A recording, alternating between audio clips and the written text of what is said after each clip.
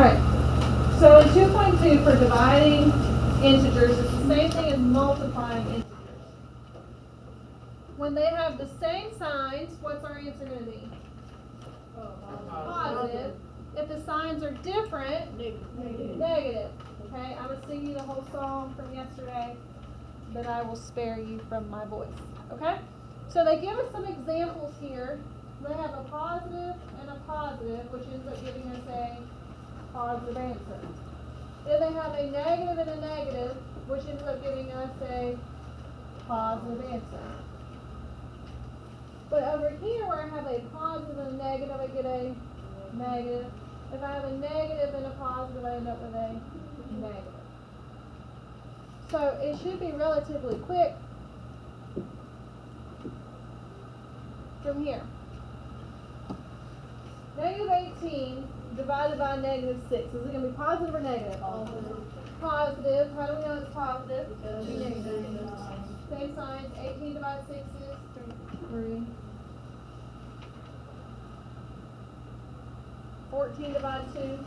7. Why is it positive? Okay. Negative 32 divided by negative 4. 8. Positive because the signs are the same. Negative 40 divided by negative 8. Because the signs are the same. Alright, dividing with the signs are different. What is it going to be if the sign's different? Negative. So 75 divided by negative 25. Negative 3. Fractions can also be written as division. So negative 54 divided by 6. Negative 9. Okay. Number 4, what's 4 going to be? 0. Number 5? Negative 7. Good. Number 8? Negative 7. Again. And that's pretty much the biggest gist of it. Now you do have to remember your addition rules and your subtraction rules because they're going to start putting the operations together. Okay? We can evaluate expressions. They tell us, variables can be whatever value. Here they're telling us what they want the values of the variables to be. They want x to be 8 and y to be negative 4. So wherever there's an x, we're going to plug in an 8, and wherever there's a y, we're going to plug in a negative 4. We did these last year, or you should have done something like this last year. So you have 8 over, when a number and a variable are touching, what operation is that? Multiplication. So we're really doing 2 times negative 4. Now when you're working these, if you've got an operation happening on the denominator, you have to take care of that before you can divide. Okay? So if you have something working on top of the numerator, you got to work it. If you have something going on at the bottom, you got to work it before you can start doing your division. Okay? So we end up with 8 over negative 8. So we have 8 divided by negative 8, which gives me negative 1. Why is it negative? Two different signs.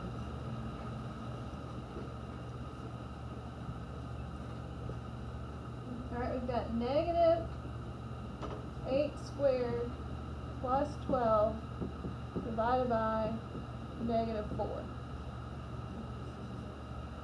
For the order of operations, what are we going to do first? The exponent. Now, what is that exponent saying? Like, how would I write that exponent in expanded form? What do I do with that negative?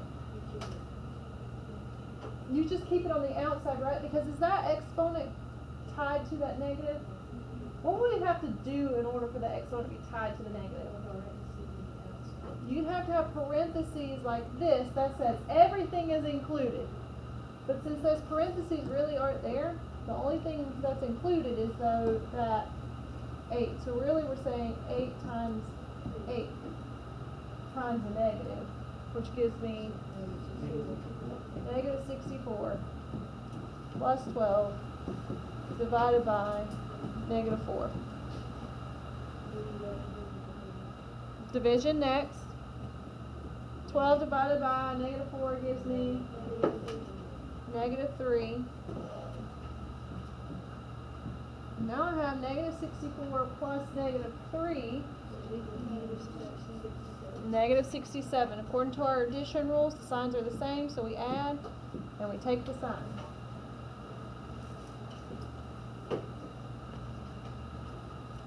Questions on either one of those? Alright, I want you to try 7, 8, and 9 on your own. I'm going to give you about 2 minutes to see how far you can get on those two.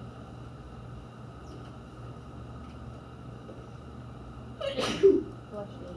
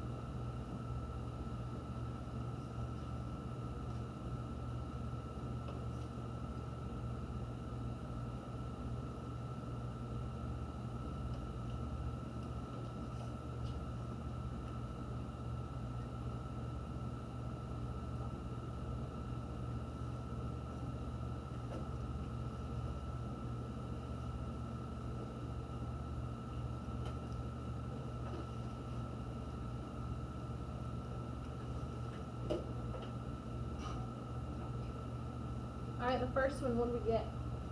3, right? Because we have a negative divided by a negative, that gives me a positive.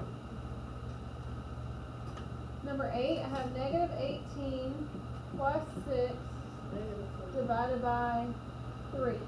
What do you have to do first? The addition of the And because of our addition rules, we have different signs, which means we're going to subtract, which gives me negative 12 over 3, and negative 12 divided by 3 gives me, good job. This one here can get a little tricky. Do you see how it's saying b squared? What is b? Negative 6 is being squared. I saw a lot of you do it as this. The whole negative 6 is being squared for this because the whole b is being squared. If they had put a negative out there like that, then it would have just been like that. Does that make sense? Okay. So over negative 18 plus 4. So we have negative 6 being copied how many times? Twice. So we have negative 6 times negative 6, which gives me positive 36 because the signs are the same, over negative 18 plus 4. Well, 36 divided by negative 18 is negative 2, because you've got a positive and you've got a negative. So negative 2 plus 4 is 2. If you had done it without the parentheses, you would have gotten 6.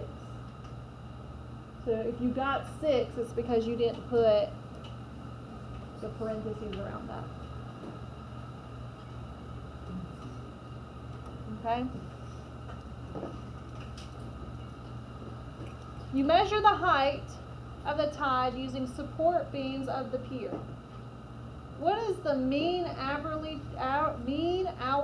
change in the height?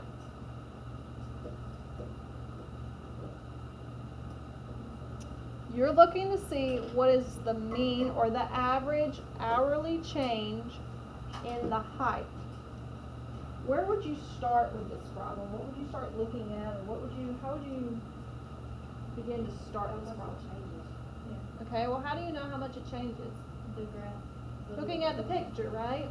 Usually, if they give you a picture, there's a reason they're giving you a picture for the most part, right? So we go from 59 inches at 2 p.m. to 8 inches at 8 p.m. So the tide is it's getting lower, right? How much did it change in that time? How do we figure that out? You subtract, so 59,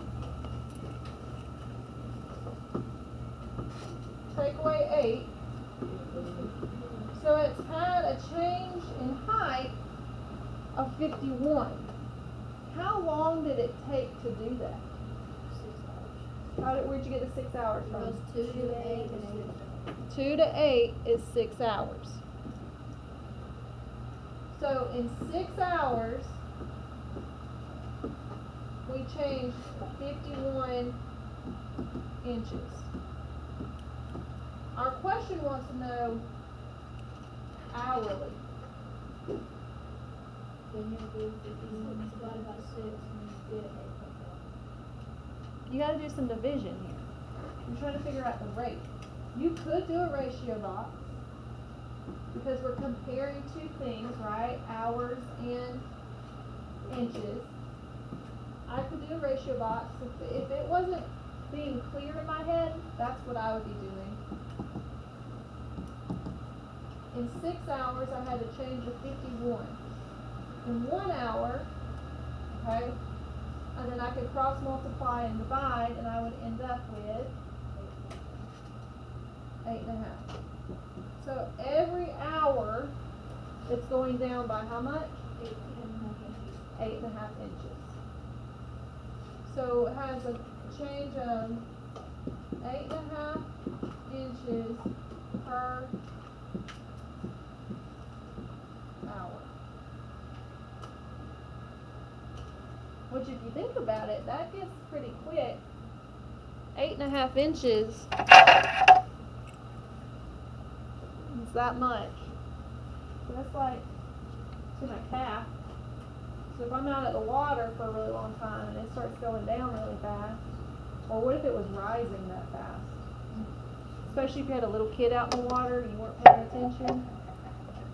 Those tides can get a little dangerous sometimes. Okay, second one. A female grizzly bear weighs 500 pounds. After hibernating, what do they do when they're hibernating? They don't eat, they just sleep. Okay, so after hibernating for 6 months, some of y'all could do that, sleep for 6 months straight. Okay, she weighs only 350 pounds. What is the mean monthly change in the weight? My goodness, it's almost just like the first question. See if you can do it. See if you can do it. Yep. Yep.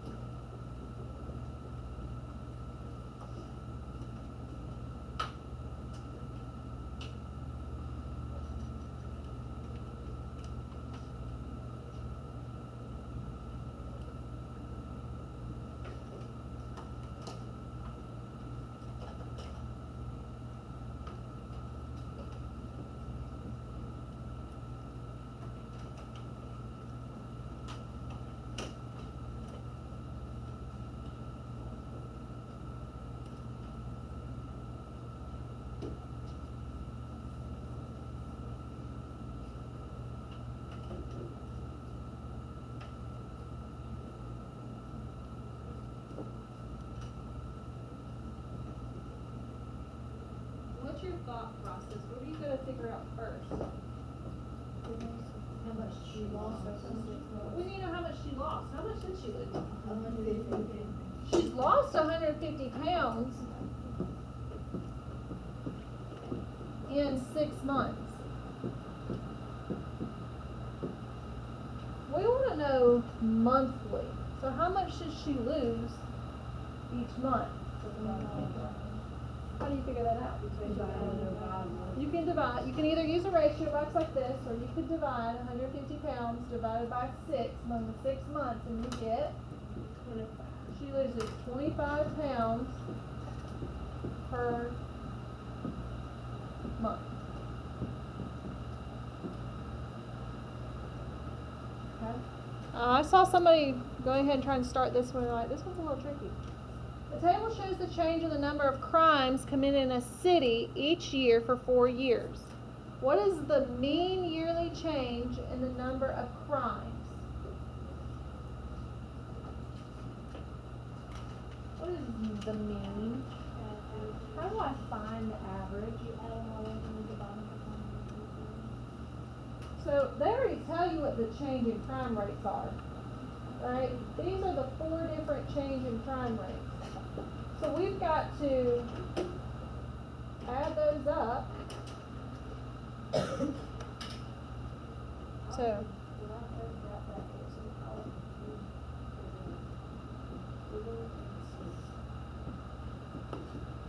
I can't tackle the whole thing at one time. So I'm going to do the first 2 first. So 215 plus negative 321. Signs are different, so what do you have to do? Subtract. So what's 321 take away 215? Negative. Oh,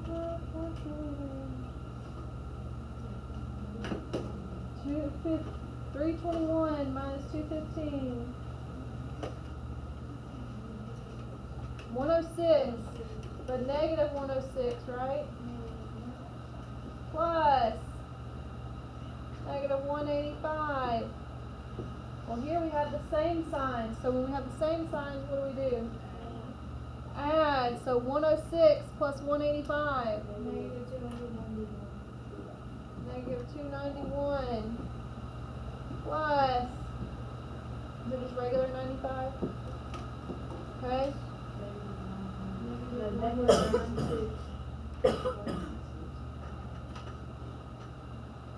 Negative 96? Negative 100. Okay, got it. Alright, so we've added it all. What's the second part of average? You gotta divide it by how many? And how many numbers were there? 4. So 196 divided by 4. Negative 1.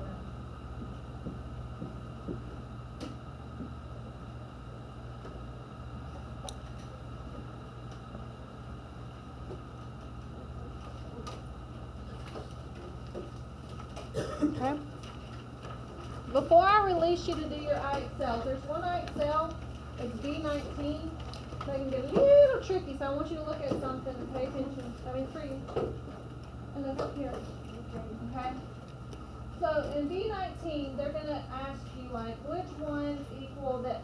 So they're basically telling you, look to see if it's going to be positive, or look to see if it's going to be negative. So if I have this, is it going to be positive or negative? Good. If I have this, positive or negative? Negative. Okay. If I have this, if I have this, good deal.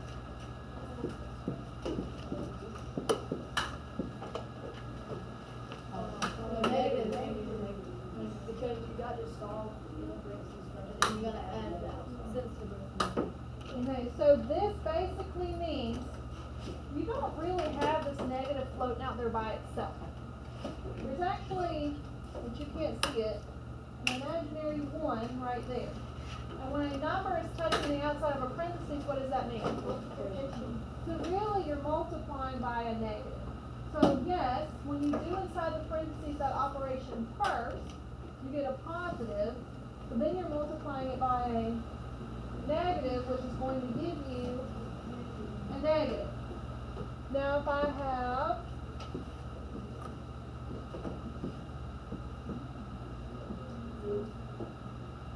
what is that going to give you? Negative. Because even though it in parentheses, it's gonna be a negative also, it wasn't kind of good. Alright, so this is when you work this operation, you end up with a negative times the negative on the outside, so it's going to give you a positive. What if I have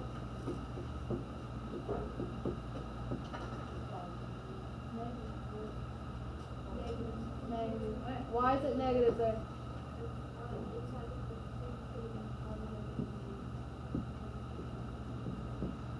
Good.